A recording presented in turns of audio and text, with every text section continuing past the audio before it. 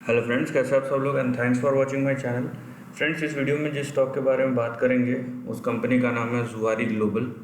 यहाँ पे हम ट्रेंड के बारे में तो डिस्कस करेंगे ही, लेकिन उससे पहले हम देखेंगे कि उसके डेटा पॉइंट को देखेंगे थोड़ा सा बेसिक डिटेल जाके, ताकि समझ में आए कि ट्रेंड से हम उसको किस तरीके से मैचअप कर सकते हैं।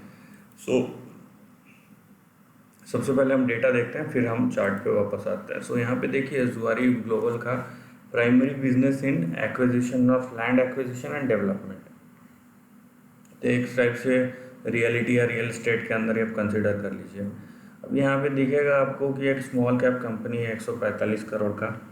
उसके बाद आपको दिखेगा इसका बुक वैल्यू 628 रुपये का है, और इसका जो करंट प्राइस है वो 40-50 रुपये का है। मतलब इसके पास लैंड एसेट है, nothing but this company has land asset, इसीलिए इसका बुक वैल्यू इतना ज़्यादा है।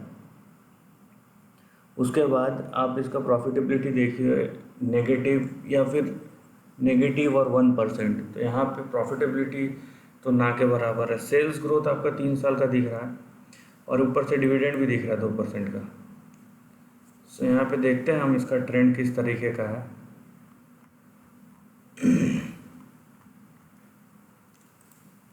आप यहाँ पे देखेंगे एक टाइम पे इसका 18, 20, 26% था इसका प्रॉफिटेबिलिटी। वो घटते घटते 2013 के बाद से तो -123, -123 उसी में घूम रहा है। यहाँ पे प्रमोटर का स्टेक देखिए 56% से 54% पे गया है।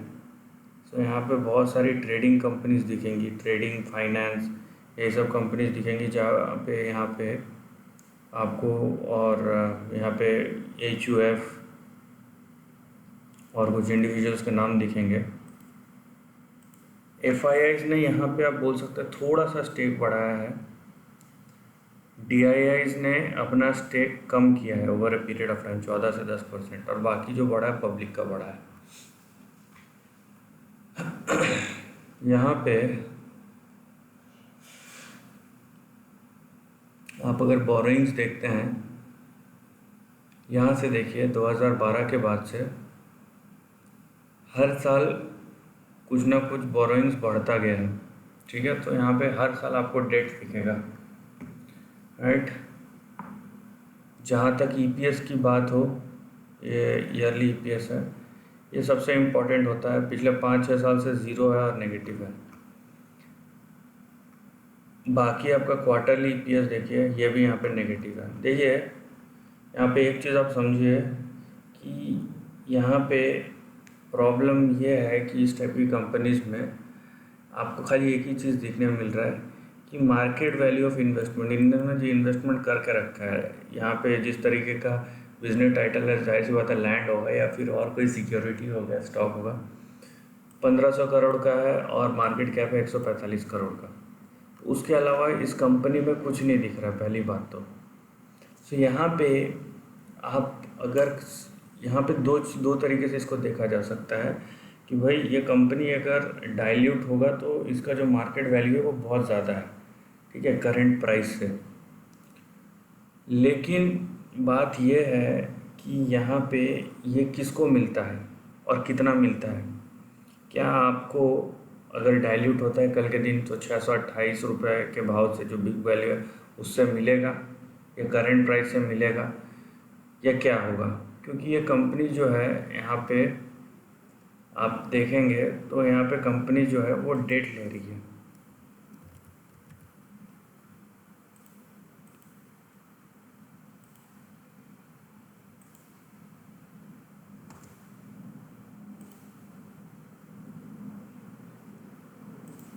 राइट, हम इसका चेक करेंगे।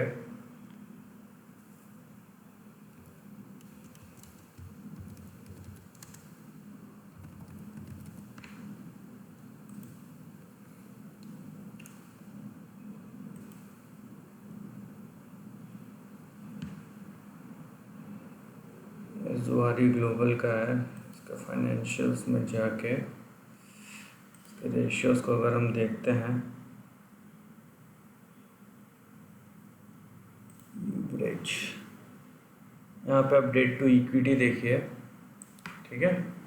डेट टू इक्विटी में आपको क्या दिख रहा है, यहाँ पे 0.354 से सीधा यहाँ पे मार्च 2020 में 1.47।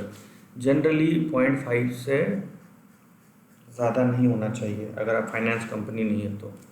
1.47 का मतलब है आपका अगर 1 रुपये का इक्विटी है तो उसके सामने करीबन 1.5 से 2 रुपये का डेट खड़ा हुआ है, इसका मतलब ये है।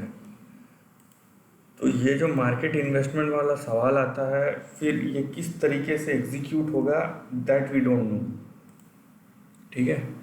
तो ये चीज़ आप समझ लीजिए कि यहाँ पे सिर्फ मार्केट इन्वेस्टमेंट वाली बात नहीं है, कंपनी के पास डेट भी है। तो डेट होल्डर का जो प्रायोरिटी है सबसे पहले आता है।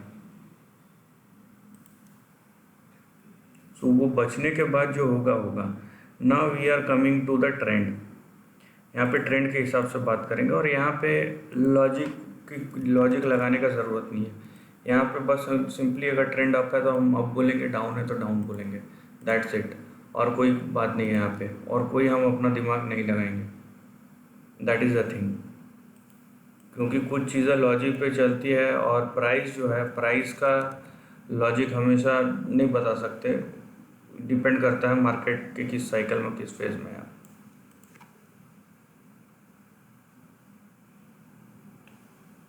सो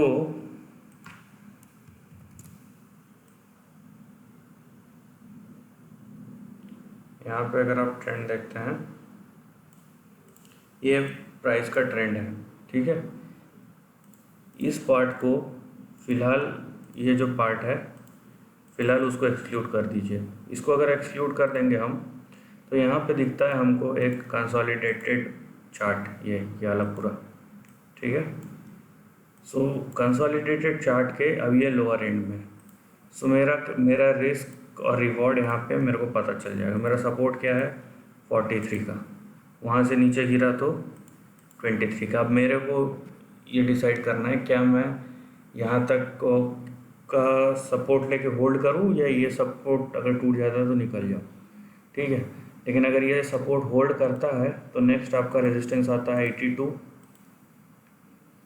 उसके बाद आएगा 135, उसके बाद आएगा 172 एंड फाइनली 321। इससे ज़्यादा हम नहीं जाएंगे क्योंकि ये यहाँ पे इसने 2 साइकिल देखे हुए हैं इससे पहले और इससे ऊपर गया भी नहीं है। सो हमारा जो लास्ट रिसोर्ट रहेगा वो भी 321 ही रहेगा।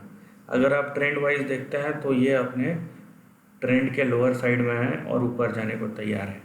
लेकिन कुछ चीज़ें पॉजिटिव है तो कुछ चीज़ें नेगेटिव भी है यहाँ पे। अगर इनका मार्केट वैल्यू उसके करंट वैल्यूएशन से ज़्यादा है तो यहाँ पे उन्होंने डेट भी लेके रखा है, तो ये भी आपको देखना है। तो वो कैलकुलेशन है, उसमें कोई ज़्यादा बड़ी बात नहीं है, लेकिन फिर भी एक इम्पैक्ट रहता है उसका। सो वो देखना है। हाँ, जहाँ तक रहे प्राइस की बात, आप यहाँ पे सिंपली क्या कर सकते हैं, ट्रेंड को फॉलो कर सकते हैं। सपोर्ट एंड रेजिस्टेंस अगर आपके साथ है, आप सपोर्ट एंड रेजिस्टेंस को स्टॉप लॉस रख के आप जो है ट्रेंड को फॉलो कर सकते हैं। ऊपर गया तो प्रॉफिट तो होगा ही, और लॉस है तो फिर लॉस हमारा कितना है यहाँ से यहाँ तक। तो रिस्क रिवॉर्ड के पर्सपेक्टिव से देखेंगे तो यहाँ पे ट्रेंड जो आपको फेवरेबल दिखता है। So this is the end of the video. दोस्तों वीडियो पसंद है तो लाइक और शेयर कीजिए, थॉट्स कमेंट सेक्शन में लिख के बताइए, और ऐसे ही नए कंटेंट के लिए चैनल को प्लीज़ सब्सक्राइब कीजिए। Lastly, take care of your family and friends.